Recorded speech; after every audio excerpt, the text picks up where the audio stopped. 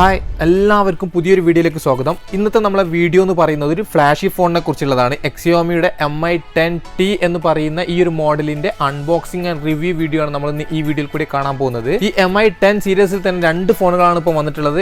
Mi10T എന്ന് പറയുന്ന ഈ ഒരു മോഡലും Mi10T Pro എന്ന് പറയുന്ന ഒരു മോഡലും കൂടെ വന്നിട്ടുണ്ട്. രണ്ടും തമ്മിൽ വലിയ വ്യത്യാസങ്ങളൊന്നുമില്ല, എന്നാലും എന്താ വ്യത്യാസം എന്നുള്ളത് ഈ ഒരു വീഡിയോയിൽ കൂടി തന്നെ ഞാൻ പറയുന്നുണ്ട്. അപ്പോൾ ഒരുപാട് നല്ല ഫീച്ചേഴ്സും അതുപോലെ തന്നെ നല്ല ക്യാമറ ക്വാളിറ്റിയും നല്ല പ്രോസസ്സറും അങ്ങനെ തുടങ്ങിയിട്ടുള്ള ഒരുപാട് കാര്യങ്ങൾ ഇൻക്ലൂഡ് ചെയ്തിട്ട് വന്നിട്ടുള്ള ഫോണാണ് ഇത് രണ്ടും തന്നെ. ഇപ്പൊ എന്റെ കയ്യിൽ വരുന്ന ഈ ഒരു വേരിയന്റ് 8GB റാമും 128GB ഇന്റർണൽ സ്റ്റോറേജുമുള്ള ലൂണാർ സിൽവർ എന്ന് പറയുന്ന ഒരു കളറാണ്. അപ്പൊ എന്തായാലും നമുക്ക് ബോക്സ് ഒന്ന് ഓപ്പൺ ചെയ്ത് നോക്കാം. ബോക്സ് ഓപ്പൺ ചെയ്യുമ്പോൾ തന്നെ കാണാൻ സാധിക്കുന്നത് ചെറിയൊരു ബോക്സ് ആണ്. ഈ ബോക്സിൽ വരുന്നത് ബാക്ക് കവറാണ് ഇതിന് കൂടെ വരുന്നത്. നല്ല ക്വാളിറ്റി ഉള്ള ഒരു കവർ തന്നെയാണ്. നോർമലി നമുക്ക് ഫോണിൽ കിട്ടുന്നത് ഇത്ര ഒരു കട്ടിയില്ലാത്ത കവറാണ്, പക്ഷേ ഇത് നല്ലൊരു കട്ടിയുള്ള നല്ല Xiaomi എന്നൊക്കെ എഴുതിയിട്ടുള്ള നല്ലൊരു ഡിസൈനിലുള്ള ഒരു കവറാണ് നമുക്ക് കിട്ടുന്നത്. പിന്നെ വരുന്നത് ഒരു കൺവേർട്ടർ ആണ്. ഈ കൺവേർട്ടർ വരുന്നത് എന്തിനാന്ന് വെച്ചാൽ നമ്മൾ ടൈപ്പ് സി ചാർജിംഗ് പോർട്ടിൽ തന്നെയാണ് ഇയർഫോണിന്റെ ഓപ്ഷനും വരുന്നത്. അത് കൺവേർട്ട് ചെയ്തിട്ട് 3.5mm ഹെഡ്ഫോൺ കണക്ട് ചെയ്യാൻ വേണ്ടിയിട്ടുള്ള ഒരു കൺവേർട്ടറാണ് ഇതിൽ കൊടുത്തിട്ടുള്ളത്. പിന്നെ വരുന്നത് നമ്മുടെ ഫോണാണ്. ഫോൺ നമുക്ക് ബൂട്ടിങ്ങിൽ ഇട്ടതിന് ശേഷം വേറെ എന്തൊക്കെയാണെന്ന് കൂടെ നോക്കാം. ബോക്സിൽ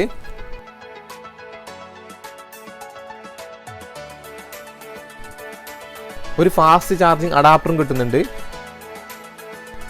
പിന്നെ ടൈപ്പ് സി ചാർജിങ് കേബിളുമാണ് ഇതിൽ വരുന്നത്. അപ്പോൾ ഈ ഒരു ഫോണിൻ്റെ കൂടെ നമുക്ക് ഇയർഫോൺ കിട്ടുന്നില്ല, അതൊരു കുറവായിട്ട് തന്നെ പറയാം. കാരണം ഇത്രയും നല്ലൊരു ഫ്ലാഷ് ഫോൺ വരുന്ന സമയത്ത് നമുക്കൊരു ഇയർഫോണും കൂടെ ഇതിൽ തരാത്തത് ഒരു കുറവ് തന്നെയാണ്.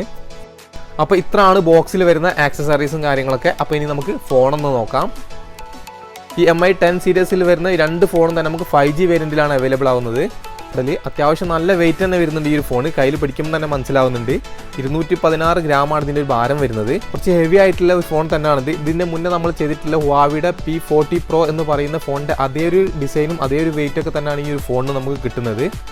ഫസ്റ്റ് തന്നെ ഫോണിൻ്റെ ഒരു ഹാർഡ്വെയർ ഫീച്ചേഴ്സ് നോക്കുകയാണെങ്കിൽ താഴെ ഭാഗത്തായിട്ട് ഒരു mic, type C charging port. ഈ ടൈപ്പ് സി ചാർജിംഗ് പോർട്ടിൽ തന്നെയാണ് ഇയർഫോൺ കണക്ട് ചെയ്യേണ്ടത്, നമ്മൾ നേരത്തെ പറഞ്ഞതുപോലെ തന്നെ. പിന്നെ താഴെ ഭാഗത്ത് തന്നെയാണ് സിം ട്രേ കൊടുത്തിട്ടുള്ളത്. ഒരേ സമയത്ത് 2 നാനോ സിം കാർഡ് യൂസ് ചെയ്യാനേ സാധിക്കുള്ളൂ. മെമ്മറി കാർഡ് ഇതിൽ സപ്പോർട്ട് ചെയ്യുന്നതില്ല. പിന്നെ ഒരു സ്റ്റീരിയോ സ്പീക്കറാണ് കൊടുത്തിട്ടുള്ളത്. സ്റ്റീരിയോ സ്പീക്കർ ചെറിയൊരു സ്പീക്കർ മുകൾ ഭാഗത്തും വരുന്നുണ്ട്. പിന്നെ വലിയൊരു സ്പീക്കറാണ് താഴെ ഭാഗത്തും കൊടുത്തിട്ടുള്ളത്. ഇനി റൈറ്റ് സൈഡിലായിട്ടാണ് power button and volume button വരുന്നത്. ഈ പവർ ബട്ടൻ്റെ മുകളിൽ തന്നെയാണ് ഫിംഗർ പ്രിന്റ് സെൻസറും കിട്ടുന്നത്. പിന്നെ മുകളിലായിട്ട് ഒരു IR ബ്ലാസ്റ്ററും ഒരു സെക്കൻഡറി നോയ്സ് ക്യാൻസലേഷൻ മൈക്കുമാണ് കൊടുത്തിട്ടുള്ളത്. പിന്നെ ലെഫ്റ്റ് സൈഡിലായിട്ട് ഒന്നും തന്നെ വരുന്നില്ല. അപ്പോൾ ഇത്രയാണ് ഫോണിൻ്റെ ഒരു ഹാർഡ്വെയർ ഫീച്ചേഴ്സ്. ഇനി ഫോണിന്റെ ബാക്ക് സൈഡ് നോക്കുകയാണെങ്കിൽ ഗൊറില്ല ഗ്ലാസ് 5ന്റെ പ്രൊട്ടക്ഷനോട് കൂടെ ബാക്ക് സൈഡിൽ ഗ്ലാസ് ആണ് വരുന്നത്. കൂടാതെ ബാക്കിൽ 3 ക്യാമറയും ഒരു സെൻസറും ഫ്ലാഷും ആണുള്ളത്. ബാക്ക് സൈഡിൽ ഇങ്ങനെ ഗ്ലാസ് വരുന്നത് കൊണ്ട് തന്നെയാണ് നമുക്ക് ഫോണിന് ഇത്രയും വെയിറ്റ് വരാൻ കാരണം. ഇനി ഫോണിന്റെ ഡിസ്പ്ലേ സൈഡ് നോക്കുകയാണെങ്കിൽ 6.67 ഇഞ്ചിന്റെ full HD plus IPS LCD display ആണ് നമുക്ക് ഈ ഫോണിന് കിട്ടുന്നത്. ഈ ഒരു ഫോണിന്റെ ഡിസ്പ്ലേയിൽ ഹൈലൈറ്റ് ആയിട്ട് പറയാനുള്ളത് ഇതിന്റെ റീഫ്രഷ് റേറ്റ് തന്നെയാണ്. 144 ഹെർട്സ് ആണ് ഇതിന്റെ റീഫ്രഷ് റേറ്റ് വരുന്നത്. നല്ല ഹൈ റീഫ്രഷ് റേറ്റ് തന്നെ നമുക്ക് ഈ ഒരു ഫോണിന്റെ ഡിസ്പ്ലേയിൽ കിട്ടുന്നുണ്ട്. അത് നല്ലൊരു കാര്യം തന്നെയാണ്. അപ്പോൾ നിങ്ങൾക്ക് ഇവിടെ കാണാം, നമുക്ക് റീഫ്രഷ് റേറ്റ് ഇവിടെ സെറ്റ് ചെയ്യാൻ സാധിക്കും. 144 ഹൈയിൽ സെറ്റ് ചെയ്യാം. അതുപോലെ തന്നെ 19 ഹെർട്സ്, 16 ഹെർട്സ് എന്നിങ്ങനെ നമുക്ക് ഇവിടെ സെറ്റ് ചെയ്യാനുള്ള ഓപ്ഷൻ ഉണ്ട്. അതുപോലെ HDR10+ ആണ് ഇതിൽ കിട്ടുന്നത്. പിന്നെ മാക്സിമം ബ്രൈറ്റ്നസ് കിട്ടുന്നത് 650 ആണ്. അതുകൊണ്ട് തന്നെ വീഡിയോ കാണുന്ന സമയത്ത് നല്ല ബ്രൈറ്റ് ആയിട്ട് തന്നെ നമുക്ക് കാണാൻ സാധിക്കുന്നുണ്ട്. പിന്നെ 85.2% ആണ് സ്ക്രീൻ ടു ബോഡി റേഷ്യോ വരുന്നത്. 395 ppi ആണ് ഡിസ്പ്ലേ ഡെൻസിറ്റിയും വരുന്നത്. ഗൊറില്ല ഗ്ലാസ് 5ന്റെ ഒരു പ്രൊട്ടക്ഷൻ നമുക്ക് ഈ ഒരു ഡിസ്പ്ലേയിൽ കിട്ടുന്നുണ്ട്. ടോട്ടലി ഡിസ്പ്ലേ സൈഡ് നോക്കുകയാണെങ്കിൽ നല്ല അടിപൊളി ഡിസ്പ്ലേ തന്നെയാണ് കിട്ടുന്നത്. പക്ഷേ ഇതിന്റെ ഒരു കുറവായിട്ട് പറയാനുള്ളത് ഇതിൽ വരുന്നത് IPS ഡിസ്പ്ലേ ആണ്. നമുക്ക് ഇതിൽ AMOLED ഡിസ്പ്ലേ കിട്ടുകയാണെങ്കിൽ കുറച്ചും കൂടി നന്നായിരുന്നു. കാരണം ഇങ്ങനെ വരുന്ന ഫ്ലാഷി ഫോണുകളിലൊക്കെ തന്നെ നമുക്ക് AMOLED ഡിസ്പ്ലേ ആണ് കിട്ടുന്നത്. ഈ ഫോണിന്റെ ഓപ്പറേറ്റിംഗ് സിസ്റ്റം നോക്കുകയാണെങ്കിൽ ആൻഡ്രോയിഡ് 10.0 MIUIയുടെ 12 ആണ് വരുന്നത്. അതുപോലെ തന്നെ ക്വാൽകോമിന്റെ സ്നാപ്ഡ്രാഗൺ 865 എന്ന് പറയുന്ന ഹൈ പ്രോസസ്സറാണ് നമുക്ക് ഈ ഒരു ഫോണിന് വരുന്നത്. ക്വാൽകോമിന്റെ തന്നെ ഏറ്റവും ഹൈയിൽ നിൽക്കുന്ന ഒരു പ്രോസസ്സറാണ് 865 എന്ന് പറയുന്ന ഈ ഒരു പ്രോസസ്സർ.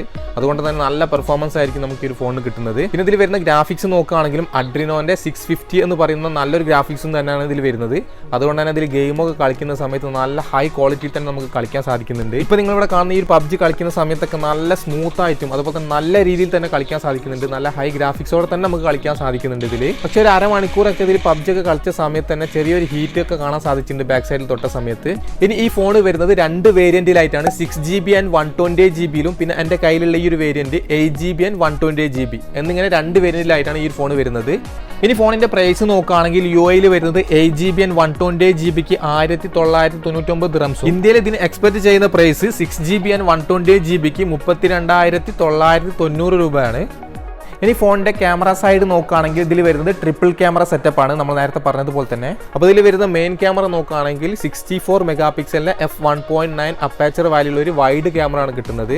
അതുപോലെ അടുത്തൊരു ക്യാമറ വരുന്നത് 13 മെഗാ പിക്സലിന്റെ f2.4 അപ്പേച്ചർ വാല്യൂള്ള ഒരു അൾട്രാ വൈഡ് ക്യാമറ ആണ്.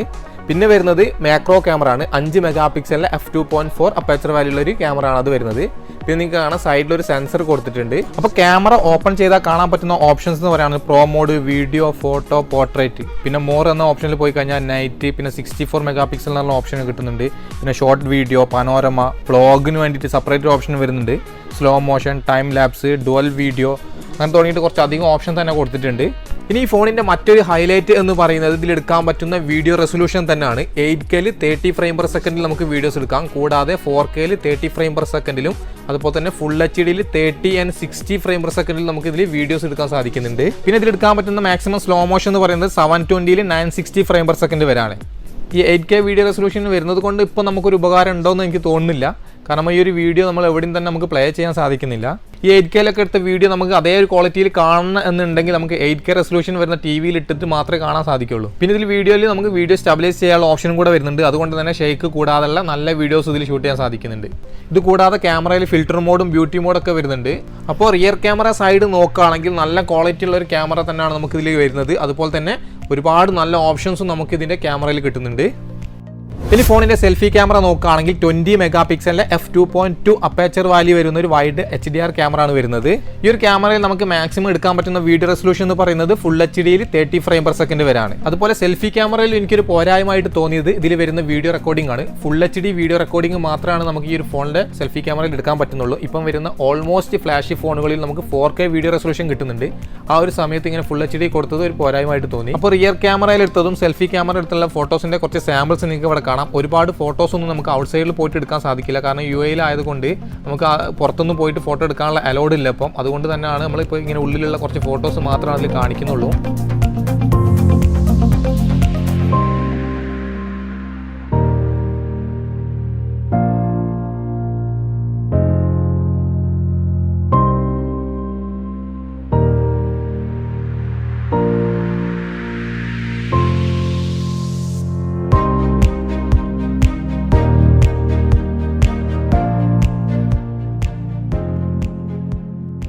ഇനി ഫോണിൽ വരുന്നത് സ്റ്റീരിയോ സ്പീക്കറാണ്. അതുകൊണ്ട് തന്നെ നല്ല ലൗഡായിട്ടുള്ള സൗണ്ട്, നല്ല ക്ലിയർ സൗണ്ടാണ് നമുക്ക് ഇതിൽ കിട്ടുന്നത്. അപ്പോൾ നിങ്ങൾക്ക് സൗണ്ട് കേൾക്കുമ്പോൾ തന്നെ മനസ്സിലാവും എത്രമാത്രമാണ് ഇതിൻ്റെ സൗണ്ട് ക്വാളിറ്റി എന്ന്.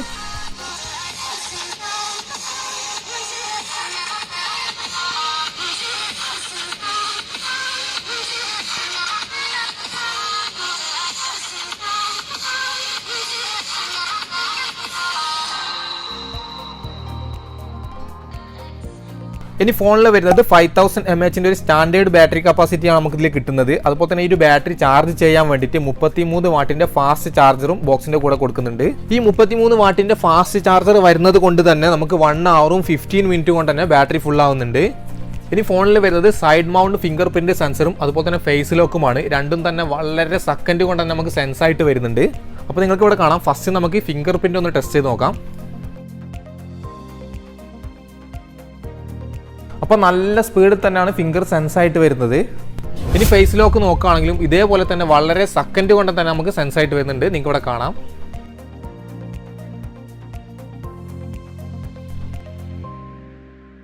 ഇനി ഈ ഫോൺ അവൈലബിൾ ആവുന്ന കളർ കോസ്മിക് ബ്ലാക്ക്, പിന്നെ എൻ്റെ കയ്യിലുള്ള ഈ ഒരു കളർ ലൂണാർ സിൽവർ എന്നിങ്ങനെ 2 കളറിലാണ് ഇത് വരുന്നത്.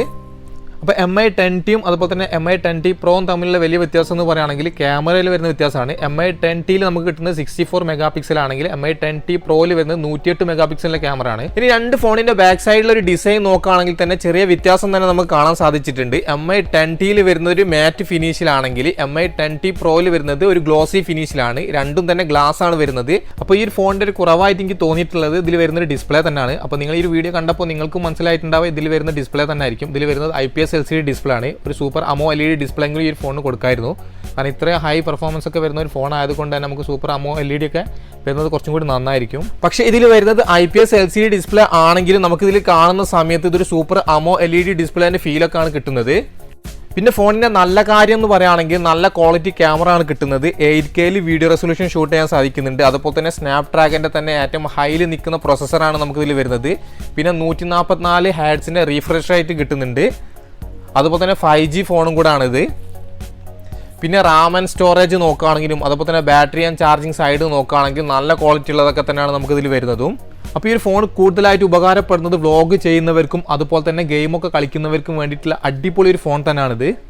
അപ്പോൾ ഇത്രയാണ് Xiaomiയുടെ Mi10T 5G എന്ന് പറയുന്ന മോഡലിൻ്റെ ഒരു അൺബോക്സിംഗ് ആൻഡ് റിവ്യൂ വീഡിയോ ഇഷ്ടപ്പെട്ടിട്ടുണ്ടെങ്കിൽ ലൈക്ക് ചെയ്യുക. അതുപോലെ തന്നെ ഇതുവരെ ചാനൽ സബ്സ്ക്രൈബ് ചെയ്യാത്തവർ എത്രയും പെട്ടെന്ന് തന്നെ സബ്സ്ക്രൈബ് ചെയ്ത് സപ്പോർട്ട് ചെയ്യുക. ഒരുപാട് പുതിയ വീഡിയോസ് ഇനി നമ്മൾ അങ്ങോട്ട് ചെയ്യുന്നുണ്ട്. അതൊക്കെ നിങ്ങൾക്ക് കിട്ടണമെങ്കിൽ നോട്ടിഫിക്കേഷൻ ബെല്ലും കൂടെ ഓൺ ആക്കി വെക്കുക. അപ്പോൾ നല്ലൊരു വീഡിയോ ആയിട്ട് കാണുന്നത് വരെ ബൈ.